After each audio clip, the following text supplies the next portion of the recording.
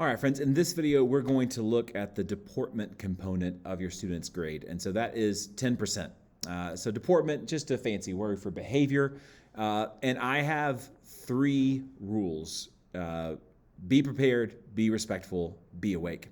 I labor hard to make sure that everything that we do in class is objective, verifiable, and not just how Mr. Wood was feeling that day. So I don't grade your students on participation. I'm grading them on objective things. Were they in their seat when the bell rang? Was their Bible open? Did they have a pencil? Were they talking when I was talking? Were they snoring when they were supposed to be? These are objective, verifiable things. Let me just move through quickly. Most important one is the be prepared. What I'm going to be expecting from students this year is when the bell rings, they are in their seat. They have their Bible open. Again, I'll have on the board, very prominently displayed, 8th grade, have Bible open, Genesis 28 or Psalm 29. They will know exactly where to open their Bible. It'll be written in the same place every single day. So be in your seat with your Bible open. And this is something new. I want their current notes packet open. And again, I will have prominently displayed, same place every day, on the board, big handwriting, which note packet they should have out and what page that note packet should be open to. So be prepared means when the bell rings, you're in your seat with your Bible open, your current notes packet open with something to write with.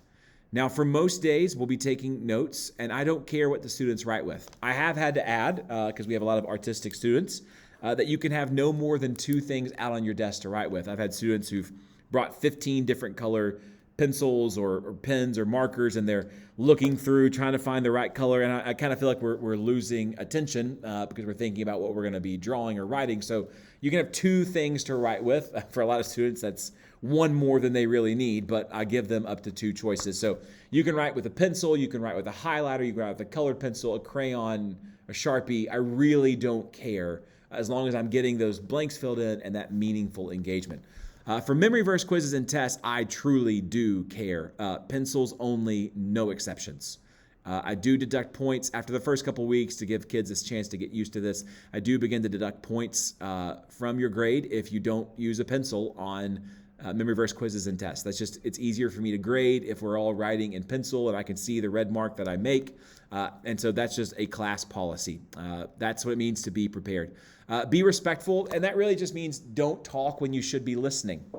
I'll obviously be doing a lot of talking, and I don't want you to be talking to your neighbor while I'm talking. And if you do that, then you're going to lose your deportment points for that day. We'll also be having a lot of students talking this year, and I don't want you to be talking while your neighbor's talking. I want you to be listening and prepared to engage with them. So be prepared, be respectful, and be awake. The way I define being awake is that you are sitting up, head off the desk, unsupported, and engaged in class. So obviously, if your head's down on your desk and you're snoring, then you're not awake. If your head is, you might tell me you're awake, but if your head is down on your desk and you're just staring at the floor, you're not engaged in class, you're not being respectful, and I'm just gonna say oh, well, you were asleep. I also don't allow students to put their head in their hands, sort of in that craned neck position. You guys know what I'm talking about. You might be sitting like that, listening to me talk right now. The reason I do that, there's a physiological reason. When you tilt your neck like that, put your hand in the crook of your neck, where your chin meets your neck, you're actually cutting off the oxygen to your brain, and you're actually finding yourself getting sleepier.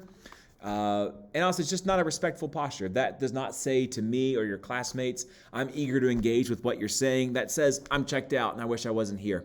I tell students, if you find yourself getting drowsy, I have no problem with you standing up and walking to the back of the class and taking your notes standing up. I don't have any problem with you standing up and sort of moving to the side of the classroom. I do give a break. We take notes for 20 minutes, and then we stop and we take a 3-minute walk around the school, give a chance for your students to stand up, get their blood flowing, get some oxygen, get out in the sunshine, talk to their friends, relax.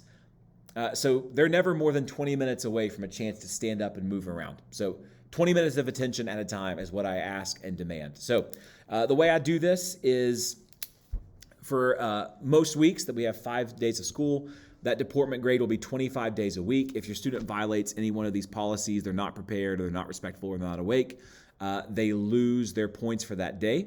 So if on Monday Johnny doesn't bring his pencil, then the highest grade he can make is a 20 out of 25.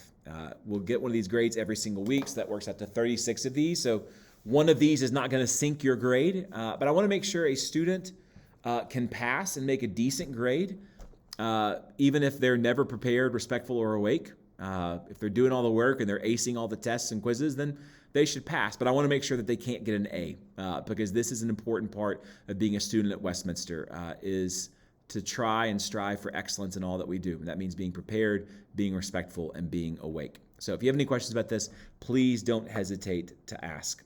So friends, in our last video in this series, we're going to look at sort of how I'll be communicating with you, how you can communicate with me, and how I'll be praying for you and for your students this year.